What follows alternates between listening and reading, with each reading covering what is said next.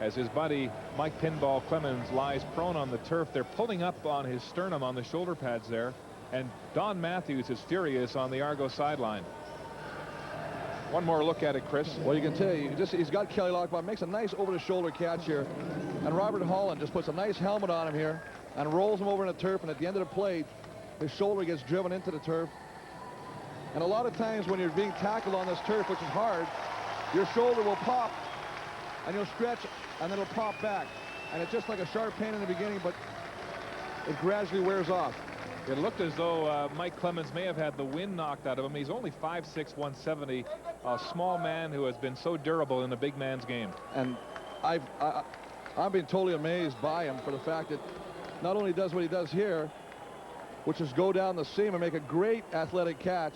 And of course, one thing about pinball is he doesn't like to be tackled by the first guy, so he keeps fighting and stays up there and lets other people come and hit him. The Canadian Norm Casola is in for pinball.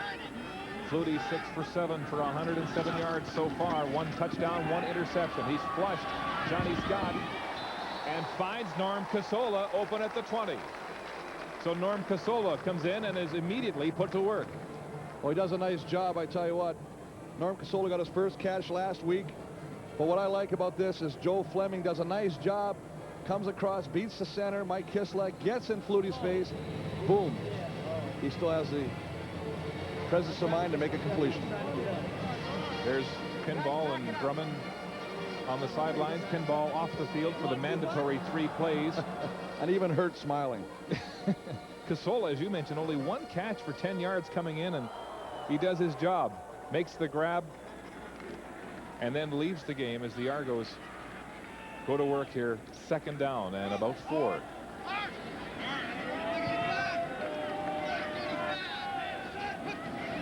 Nobody in the backfield as Flutie rolls, finds Dwayne Dimitrition open, stops, cuts back into the middle, and it moves inside the BC 10-yard line.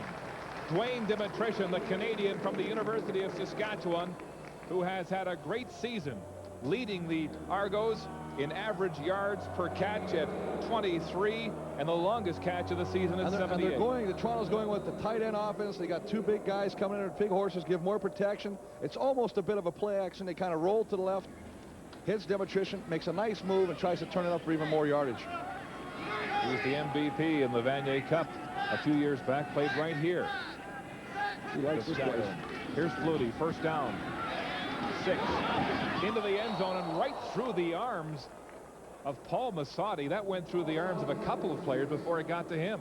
And good pressure again. BC is starting to get some pressure on the offensive line here. Johnny Scott, Virgil Robinson coming. You can see them coming up here, make some nice moves, and Toronto is still trying to do the cut blocks. And after a while you cut, the defensive linemen will start using their hands to push the helmet into the ground, not allowing their helmet to get into their feet. Johnny Scott never played football in college. They call him the freak of nature, Ludo. And the pinball. That's a good sign. He's back in the game. 2nd down. Good sign, not for BC. 2nd and goal from about the 6.5. Flutie this time goes for pinball, and there's a flag on the play. B.J. Gallus was draped all over him.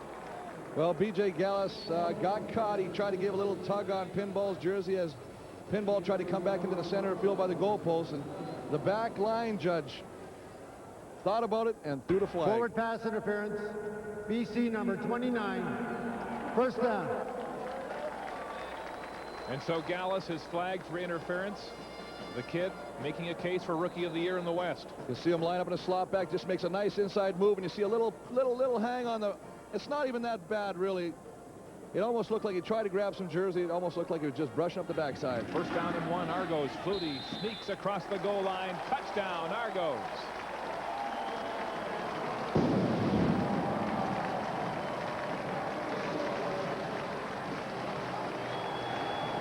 Doug Flutie with his 4th rushing touchdown of the season. And the Argos open the lead. 13-0 now over BC. And after looking at that replay, one of the things that kind of bothers you is when you have a team that's so used to scoring as the referees like to throw the flags if they see anything that causes the momentum of the receiver to be stopped. I think B.J. Gallus might have some question about that call. The Convert is good indeed. Chris Walby, 2nd and 6.5. The Lions appeared to be in good shape, forcing the Argos into a field goal situation, but the penalty put them on the goal line, and one play later, the Argos go up by 2 touchdowns. And the thing that really is tough is you got the guy in the backside making the call. Here you see Doug Flutie just getting behind his big horses, just pushing them right back into the end zone for a quarterback sneak. Right here, low level angle. Willie Williams, the boys center, Mike Kislik, Verschoval, that left side just doing a great job pushing BC's defensive line back. Pile-up of humanity as Flutie gets across the goal line and then gets on the headset to John Jenkins. But getting back to that play, and I don't want to, beleaguer this point, but the line judge, the guy from behind at the back of the end zone, is throwing the flag. The infraction took place behind him because he can't really see the hand because it's facing the other end of the field. Tough call for B.J. Gallus on that play. So they'll line it up, the Argos to kick off. Mike Vanderjack, the biggest leg in the league. And 3 Lions are back to receive. It's Gale, Thompson, and Philpott. And once again, this time they go to Larry Thompson down the middle. He hands it off to Rashid Gale. Gale tries to find a seam across the 30 and is piled up at about the 33-yard line. Brendan Rodgers in on the tackle. Kind of a different type of reverse. Larry Thompson doesn't even try and go to the opposite side of the field. Let's go down to the sidelines, and here's Steve Armitage. Thank you, Mark. For you fans of pinball, and there are many across the CFL, no need to worry. The reason he had to sit out those 3 plays, he fell on the football and had the wind knocked out of him. You get the feeling it will take an awful lot to keep that man out of any game, guys. Great news, Steve. Looks like the pinball's also a tad hungry. He's giving that mouthpiece a workover. Here's Allen, first down. Lions pressure. Gets out of the pocket. He's dangerous when he runs. O'Shea tracks him down. Allen gets it away, and Trevathan's wide open. And Dodd Smith drills him out of bounds. But again, this is what Damon Allen has to do. The fact that he can scramble, much like Doug Flutie, allows him to gain more time, to move around, to find a receiver. Does that just there. Hits Mike Trevathan for a nice gain and a first down in Toronto's territory. Last play of the first quarter, a 25-yard gain for Trevathan. His team is down by 14.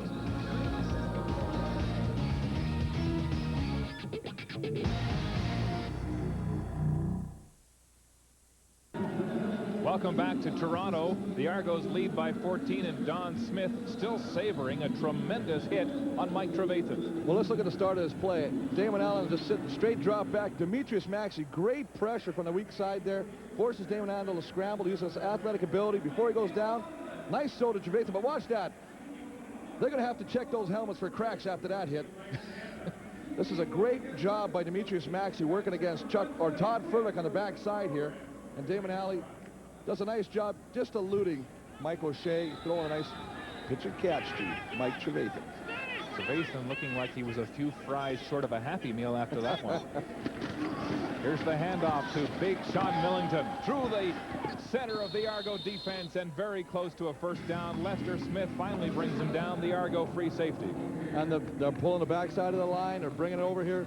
Jamie Terrace, Todd Furtick coming around, opening some holes for Diesel. He runs through that hole, and he will not run around you. He will run over you.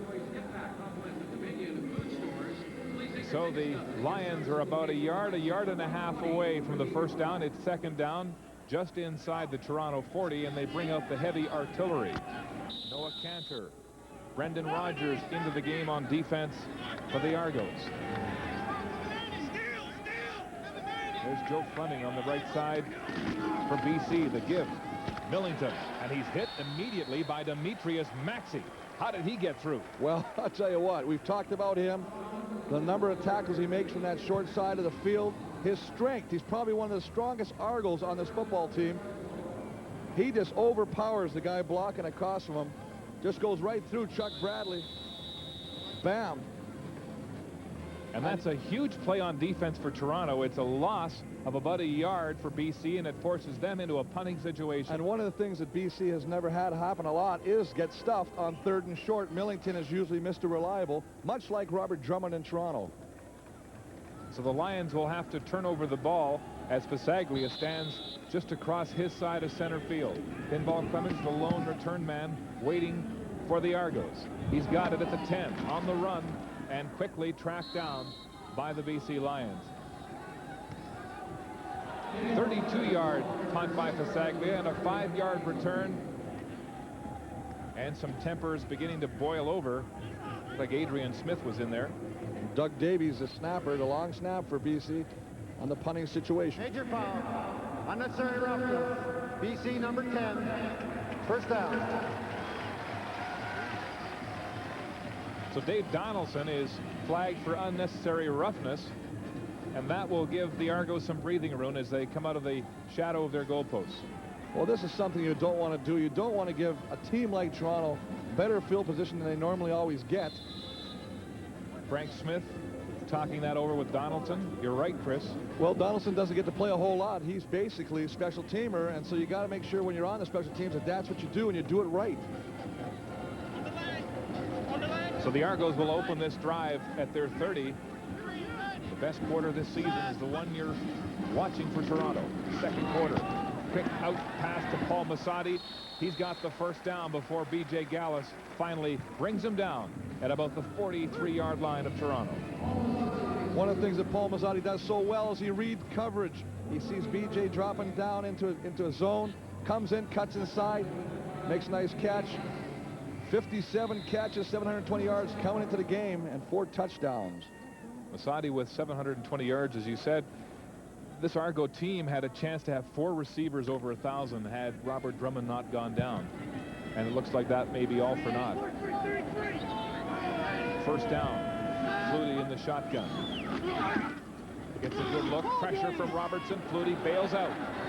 Buys some time. Wants to throw.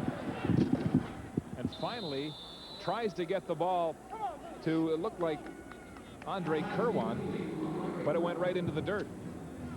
And let's give BC's defensive back some credit here. Anytime Doug Flutie gets outside the pocket, he has the potential to run or to throw deep, and the receivers will alter their routes that they're running. They do a great job of staying with it. As you see Flutie coming out to the outside, he wants to throw, he pulls it back down. He's looking. Exceptional coverage down the field. Great coverage. Flutie had at least 7 steamboats on that one. Lock bomb.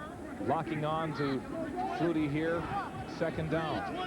And 10. Argos. Flutie will go down the middle. But Dwayne Dimitrition was open and just overthrown. He was open in the seam. Well, obviously some kind of communication problem with Greg Frères and Robert Holland. BC decides to just rush 3 defensive linemen and drop 9 to take away from that. Dimitrition, and he's been doing this a lot lately, he might be the secret weapon on this team, finds himself again wide open down the seam. Doug's a little disappointed. If he would have put that on the money, I think they would have 7 more. So the Lions force the Argos into a punting situation. Mike Vanderjack standing back just inside his 30. The Lions will send 1 man back. Larry Thompson to return, doing double duty at receiver and on special teams. High spiraling hoof from Vanderjack sends Thompson back to his 17-yard line. Nowhere to go. Drilled and drops the ball. It's picked up by Adrian Smith. He's got some room. And Smith is dragged down by Damian Lyons. What a turnover. What a pop. You got Brendan Rodgers down there making the tackle. Mike O'Shea. Argos now threatening to blow this wide open in the first half. Noah Cantor, the St. Mary's product, putting the shot on Larry Thompson that produced this big turnover. Well, what you like is you see Marcelo Simmons doing the right thing, forcing the ball back upside. Noah Cantor gets a big shoulder in there, knocks it loose. Adrian Smith picks it up, and had it not been for the tackle by Damian Lyons, it'd be another touchdown. And there's the dance. His back is not out of whack. That is a celebration of sorts.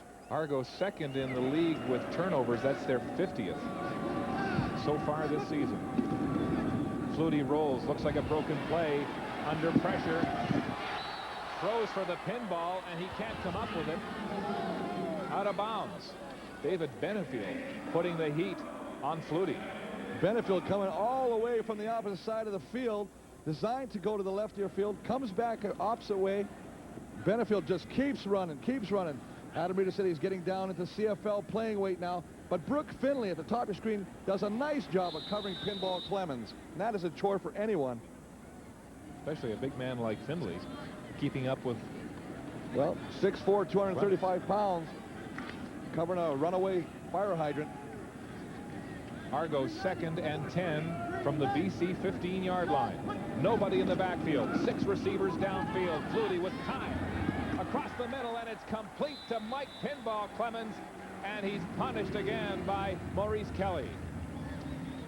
Pinball at the 5-yard line. When you're rushing 3 and dropping 9, you're going to be playing a zone, an umbrella coverage. But you can't let a guy sit in the pocket. You got to have somebody sit a little tighter on Pinball.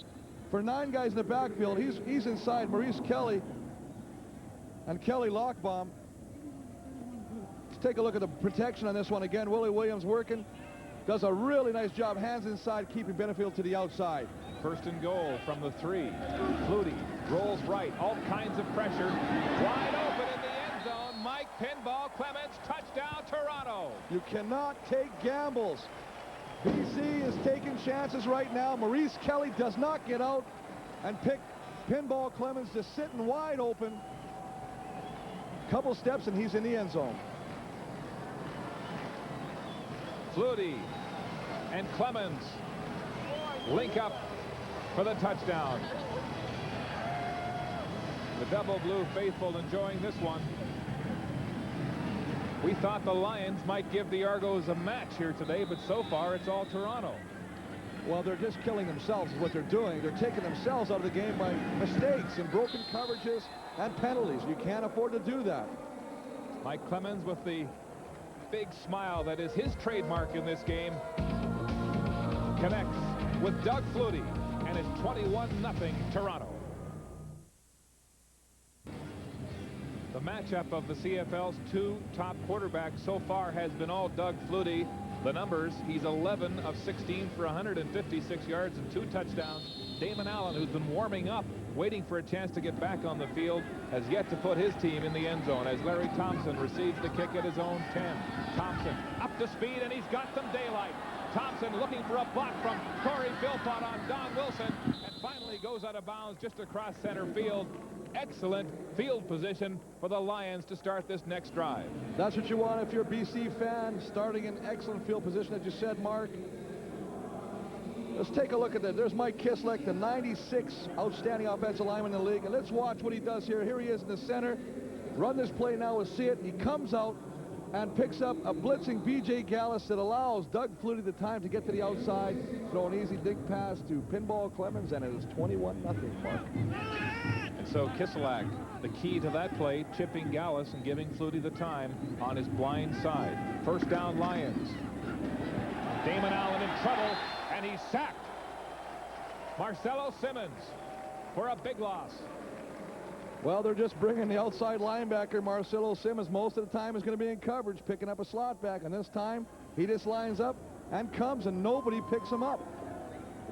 And so suddenly that favorable field position has been put back 12 yards. And you can see Marcelo, and he just comes up here, makes a nice job, nice tackle on Damon. I don't know. Damon Allen most of the time can elude those kind of pressures. I don't know. Is he hurt, or is he just... Well, he took a licking against the Ticats last week, and we saw him warming up. He looked awfully stiff. Down the middle for Mazzoli. It was in his hands. That was a really nice throw, and he had pressure. Demetrius Maxey knocking Furduck right back to the quarterback. But Damon Allen does what he says he has to do, and that is drop the pass into the hands of the receiver. He's just behind Johnny Harris, goes up and hits his hands. He makes it. He's got to have those. You need that if you want to start getting some momentum and put some points on the board. You're going to need those catches by Mazzoli. As Tommy Joe Costa used to say, if you can touch it, you should catch it. Punting situation, Caravata. High spiraling kick that puts the pinball back inside his 15-yard line. Reverses field, finds an opening. Look at that. Go. Wow. Mike Clemens single-handedly weaves through the BC contain for a 24-yard return. Wow is the operative word here, Mark. He just does so much stuff. He changes field of direction so quickly. Makes the catch here, comes to the left, stops on a dime, comes back against the flow, and then eludes tackles. And that's the thing. He just keeps spinning, and those legs are like pistons, and they just don't stop moving. I mean, he just keeps breaking tackles, turning, twisting. Doug Flutie was saying the other day, one of the reasons pinball is so elusive is that he knows how to give ground. Instead of trying to barrel straight ahead when there's nowhere to go, he gives ground, reverses field, and finds another opening. That was a perfect example of that. It's the Argo scrimmage, first down in their own 40. Shovel passes high. Look at that one-handed catch by Pinball. He does it all, doesn't he? I mean, he just got great hands. Little high pitch by Doug. Little shovel pass inside. Take advantage of the Russian defensive lineman. Joe Fleming is the man who makes the tackle. You can see right here, they got a double team. Willie Williams has got a little chip and then come back upside. Tries to get outside of Pierre Verschavel. Joe Fleming does a great job of fighting off the block of Verschavel and getting the mitts on Pinball, limiting his gain to 4 yards. Dangerous play, made good by the Pinball. Reminded me of that high shovel pass that Drummond took last week in Winnipeg, the play on which he was injured. Turning around the field. Here's Flutie. Time. Batted down and picked off by Maurice Kelly. Doug Flutie's pass was nicked at the line, and Maurice Kelly was there on a perfect tip drill. And what you're going to see, BC is going to try and mix up. We talked about this at the opening. You've got to mix up your defensive coverages. You've got to mix up your defensive line stunts. On that particular play, we had some twist inside. You can see Benefield coming around. Gets his hand up on it. Virgil Robinson with the tip. Maurice Kelly makes a nice grab. You can see they're running twists on both sides of the line. Virgil Robinson coming around for the end position. Gets his hand on it. So Kelly burned by Jack Jackson in the first quarter. Redeems himself with an interception, and the Lions are in Argo territory. Quick pass and a Mike O'Shea. You can hear that all the way up here. Great contact. Mike O'Shea and the guy that's supposed to block him, Jamie Terrace, Mr. Reliable. He's going to be out there. He's going to try and get on him. There he makes a nice catch. You can see Jamie Terrace tries to get enough of Mike O'Shea, doesn't get it. Mike O'Shea reads it and puts a good stick. He's swamped. Corey Philpott will get maybe 1 yard on the game. And a headache to boot. There you see O'Shea peering into the Lion offensive backfield, second and long. And the blitz, Maxey, right through the gut of the BC offensive line. Well, we talked about they give you so many formations. They line up so many people on line of scrimmage. Cause confusion to that offensive line. Todd Furtick, Sean Millington have a discussion.